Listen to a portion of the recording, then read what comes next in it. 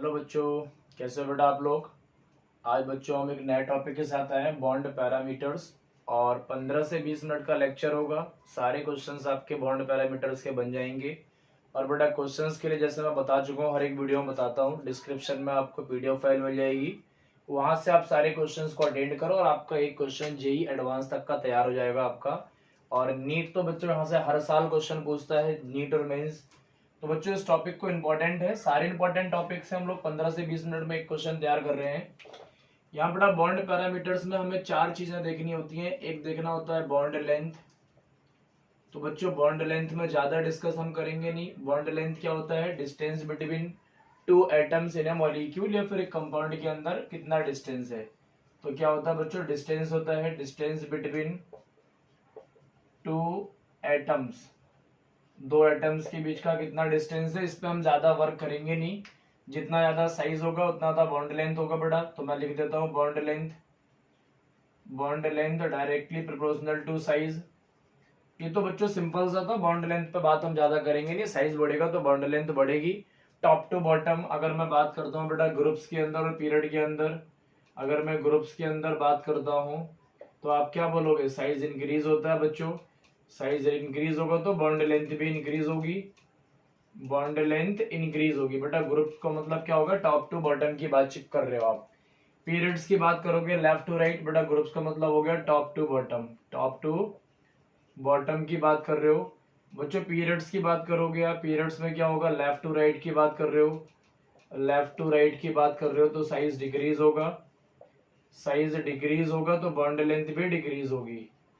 Bond length भी decrease होगी। ये बच्चों दो फैक्टर्स हमारे हो गए बॉन्ड लेंथ के बारे में। दूसरा होता है आपका बॉन्ड ऑर्डर। बॉन्ड ऑर्डर बच्चों हम लोग बहुत अच्छे से डिटेल में कर चुके हैं फर्स्ट लेक्चर में हमारा। बॉन्ड ऑर्डर क्या होता है? नंबर ऑफ बॉन्डिंग्स को बोलते हैं। इसकी ट्रिक बच्चों मैं दे चुका हूं पहले ही, फर्स्ट लेक्चर इसी का था। बॉन्ड ऑर्डर का नंबर ऑफ बॉन्डिंग्स को बोलते हैं बॉन्ड ऑर्डर। इस पे हम बात नहीं करेंगे, ये मैं बहुत डिटेल में बता चुका हूँ। आपके एडवांस लेवल तक का क्वेश्चन हो जाएगा, फर्स्ट वीडियो थी। थर्ड पॉइंट होता है बच्चों हमारा बॉन्ड एनर्जी। बॉन्ड एनर्जी क्या होता है बच्चों? बॉन्ड एनर्जी क्या होता है, यहां से हम लोग डिस्कस डिटेल में करेंगे। बॉन्ड एनर्जी का मतलब क्या होता है बेटा? एक मोल बॉन्ड को ब्रेक करने के लिए जितनी एनर्जी की रिक्वायरमेंट होती है, that is called bond energy. तो क्या बोलोगे? The energy required, the energy required to dissociate, to dissociate one mole substance. One mole substance को ब्रेक करने के लिए बच्चों जितनी एनर्जी की रिक्वायरमेंट पड़ती है, that is called bond energy. बेटा ये इंपॉर्टेंट होता है। ये अगर पॉली एटॉमिक केस में होगा तो एवरेज बॉन्ड एनर्जी लेते हैं। जैसे अगर मैं बोलता हूं Cl2 Br2 N2 O2 बच्चों, ये डायटोमिक है। अगर मैं इसको ब्रेक करता हूं तो O2 को अगर मैं ब्रेक करूंगा तो क्या होगा बच्चों? 2 मोल्स ऑफ O बन जाएंगे। और यहाँ पे बॉन्ड एनर्जी आपकी रिक्वायरमेंट होगी, सपोज कर लो X क्लोजूल हो गई। ऐसी बेटा अगर ये पॉली एटॉमिक के केस में होगा तो हम लोग एवरेज बॉन्ड एनर्जी लेंगे। जैसे अगर मैं बोलता हूँ CH4 की बॉन्ड एनर्जी कितनी होगी, बॉन्ड एनर्जी या फिर बॉन्ड डिसोसिएशन एनर्जी, तो आप क्या करोगे बेटा? कार्बन होंगे और 4 ही हाइड्रोजन होंगे आपके। कार्बन अलग सेपरेट हो जाएगा, हाइड्रोजन अलग सेपरेट हो जाएगा। तो ये कैसा था? पॉली एटॉमिक था बच्चों। कैसा था?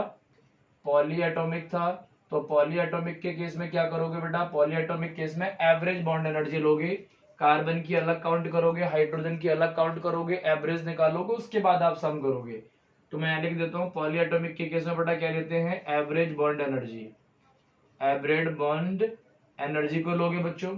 कौन कौन से फैक्टर्स होते हैं बॉन्ड एनर्जी को जो कि इफेक्ट करते हैं? तो ये इंपॉर्टेंट टॉपिक्स है बेटा।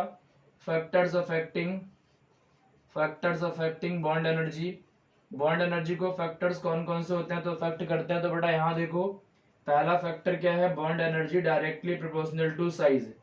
बच्चों साइज बढ़ेगा तो बॉन्ड एनर्जी भी बढ़ेगी। ये साइज बढ़ेगा तो बॉन्ड एनर्जी घटेगी बेटा, sorry. Bond energy, bond energy inversely proportional to the size. Size बढ़ेगा तो बेटा क्या होगा? बॉन्ड एनर्जी डिक्रीज होगी। ये पहला फैक्टर हो गया।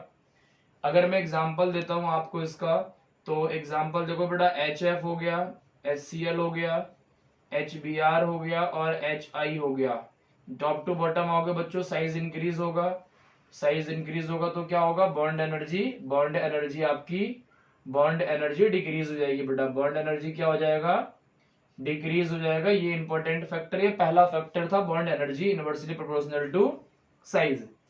अब हम बेटा सेकंड फैक्टर की बात करेंगे। सेकंड कौन सा फैक्टर है, तो बॉन्ड एनर्जी जो होता है वो डायरेक्टली प्रोपोर्शनल होता है बॉन्ड ऑर्डर के। बॉन्ड ऑर्डर क्या था बेटा, नंबर ऑफ बॉन्डिंग्स। तो अगर मैं इसका एग्जांपल लेता हूं तो N2 के अंदर बेटा देखो, O2 के अंदर देखो और H2 के अंदर देखो। तो नाइट्रोजन के अंदर कितने बॉन्ड थे बेटा, 3 बॉन्ड थे, और ऑक्सीजन के अंदर 2 बॉन्ड थे, और हाइड्रोजन के अंदर 1 बॉन्ड था। तो यहाँ पे बेटा बॉन्ड ऑर्डर 3 है, तो बॉन्ड ऑर्डर कितना है बेटा, 3 है। यहाँ पे बॉन्ड ऑर्डर कितना है बेटा, 2 है। बॉन्ड ऑर्डर कितना है यहाँ पे, 1 है। तो बॉन्ड एनर्जी सबसे ज्यादा किसकी होगी, N2 की होगी, फिर O2 की होगी, और फिर आपकी H2 की हो जाएगी। ये बच्चों 2 फैक्टर हो गए। तीसरा फैक्टर और देखते हैं हम लोग। तो तीसरा फैक्टर बेटा मैं ऊपर लिखता हूं आपके लिए, और बेटा इंपॉर्टेंट है सारे के सारे, इनको आप ट्रिक्स की फॉर्म में लिखते चलो, ट्रिक्स की फॉर्म में लिखते चलो। ये 2 फैक्टर हो गए, bond energy directly proportional to bond order और inversely proportional to size. Third important factor है, थर्ड ट्रिक हो गई आपकी, जो बेटा बॉन्ड एनर्जी होता है इनवर्सली प्रोपोर्शनल होता है lone pair, inversely proportional to lone pair होता है। जैसे बच्चों अगर मैं इसकी बात करता हूं N के अंदर, तो बेटा यहाँ पे 1 लोन पेयर बचता है, और अगर मैं O2 की बात करता हूं तो बेटा यहाँ पे 2 लोन पेयर बचते हैं, और अगर मैं F2 की बात करता हूं तो यहाँ पे 3 लोन पेयर बचते हैं।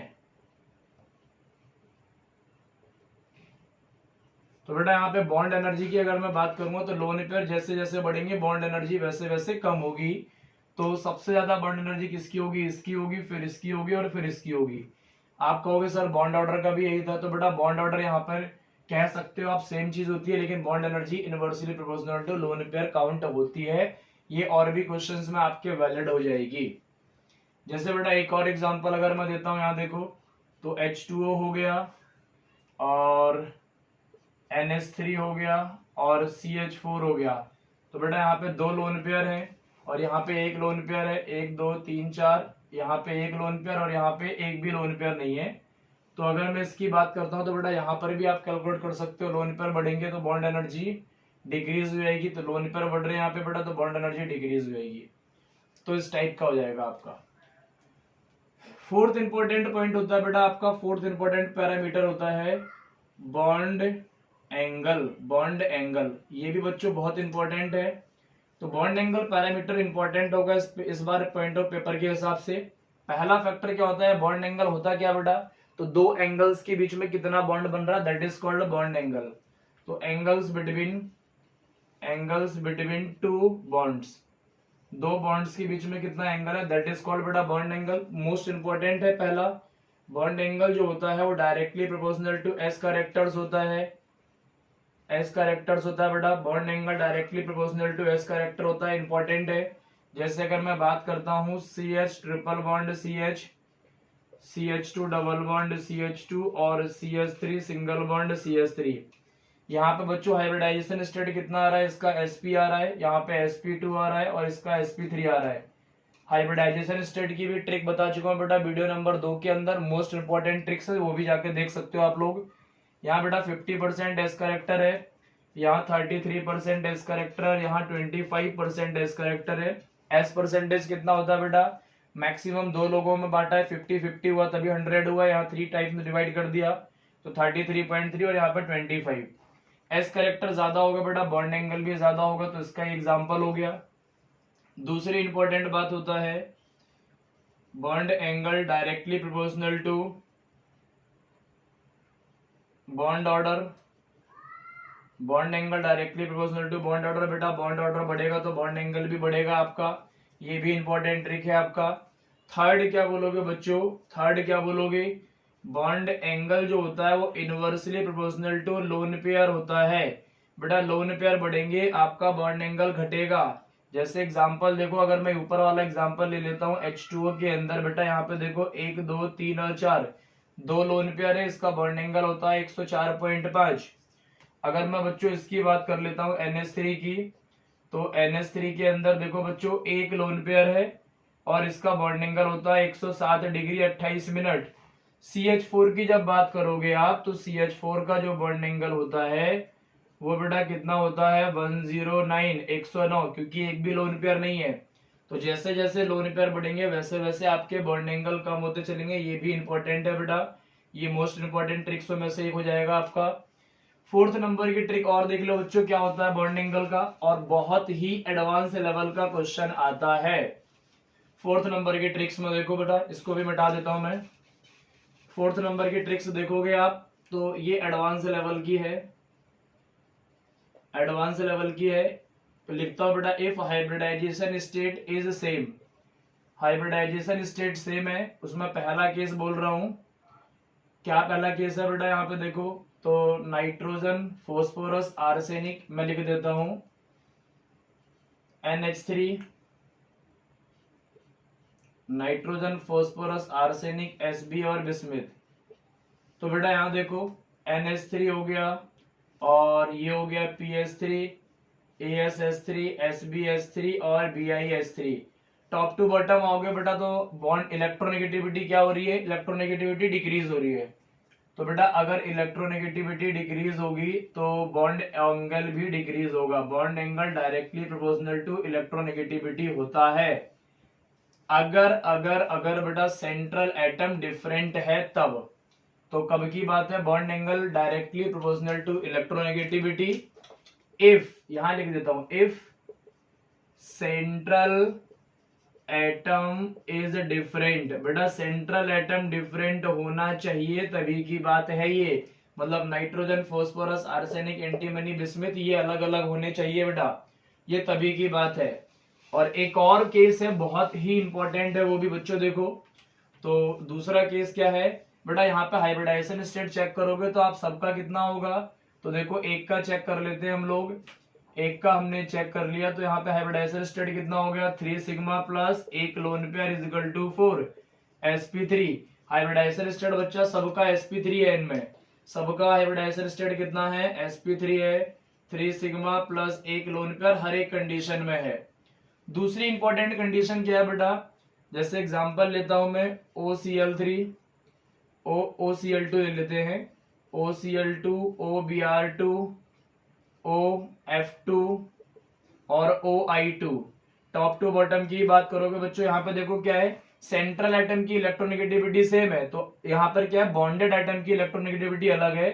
तो जब ऐसा है तो क्या करोगे बेटा, ऐसा लिख देता हूं मैं, bond angle inversely proportional to electronegativity of bonded atom. Bonded atom बेटा यहाँ पे उल्टा केस हो गया, यहाँ पे उल्टा केस हो गया। इलेक्ट्रोनेगेटिविटी अगर बढ़ेगी, इलेक्ट्रोनेगेटिविटी अगर घटेगी तो बॉन्ड एंगल बढ़ेगा, और इलेक्ट्रोनेगेटिविटी अगर बढ़ेगी तो बॉन्ड एंगल घटेगा। तो टॉप टू बॉटम आओगे तो बेटा क्या हो रहा है, इलेक्ट्रोनेगेटिविटी ऑफ बॉन्डेड एटम जो हो रहा है वो डिक्रीज हो रहा है, इलेक्ट्रोनेगेटिविटी बॉन्डेड एटम की डिक्रीज हो रही है। इसका मतलब क्या हो गया, बॉन्ड एंगल जो हो रहा है बच्चों, बॉन्ड एंगल जो हो रहा है वो इंक्रीज हो रहा है। ये इंपॉर्टेंट ट्रिक थी, एडवांस लेवल की बहुत ही इंपॉर्टेंट ट्रिक है बच्चों। आज का लेक्चर बेटा यहीं पे खत्म करेंगे, और इसके जितने भी इंपॉर्टेंट क्वेश्चंस है सारे मैंने डिस्क्रिप्शन में PDF में दे रखे हैं, आप वहां से सॉल्व करो, उसके बाद नेक्स्ट लेक्चर पे मूव करो।